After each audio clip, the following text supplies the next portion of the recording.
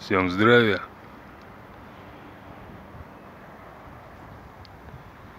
Пока шла вся эта мутная волна с псевдовыборами, погода здесь стояла отвратительная. Мне один человек спросил: мы солнце еще увидим? Я сказал: обязательно. Закончились выборы, и второй день стоит прекрасная осенняя погода.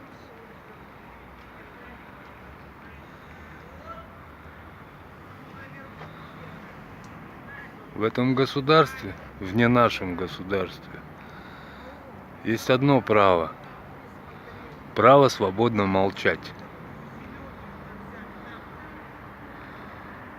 Но я осуществляю свое первородное право.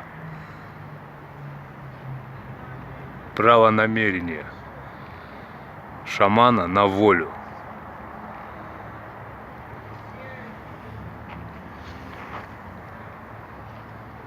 Здесь в одном из мессенджеров мне порекомендовали посмотреть один из недавних открытых микрофонов, и я за 2 года впервые услышал тот вопрос, который хотел услышать.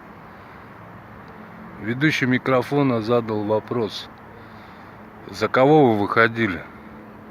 За шамана или за какого-то политического деятеля?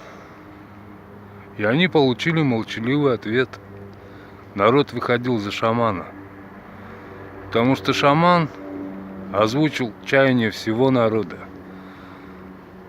а не какой-либо политической партии или какого-либо в кавычках народного кандидата. Глядя на всех активных от той или иной партии,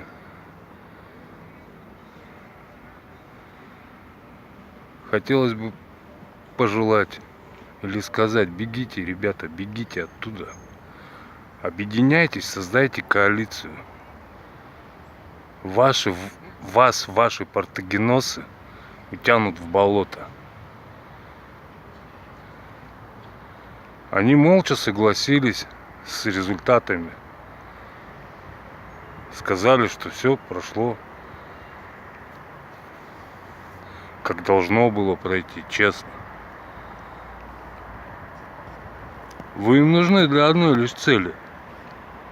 Ваши партагеносы, они уже дряхлые и старые. Им необходима новая кровь. Они вас используют. Используют, как это было в Хабаровске. До тех пор, пока не будет конкретного разреза с политикой Кремля, вы им будете нужны. А потом о вас просто забудут, отстранятся. Вливание новой крови в дряхлый стареющий организм, оно обречено. Если организм дряхлый, новая кровь ему уже не поможет. Выделите плазму. Нужно выделить плазму всех вот этих молодых, активных в одно действительно народное движение. Правда, всех этих как бы народных партий заканчивается там, когда начинаешь спрашивать, на что существует ваша народная партия. А существует она явно не на членские взносы.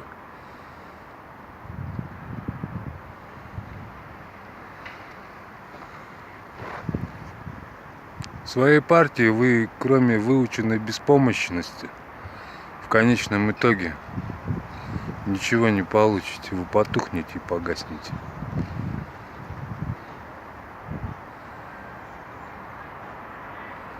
Сашку на волю. Всем всех благ. Слава роду Всевышнему. Уруй Айхал.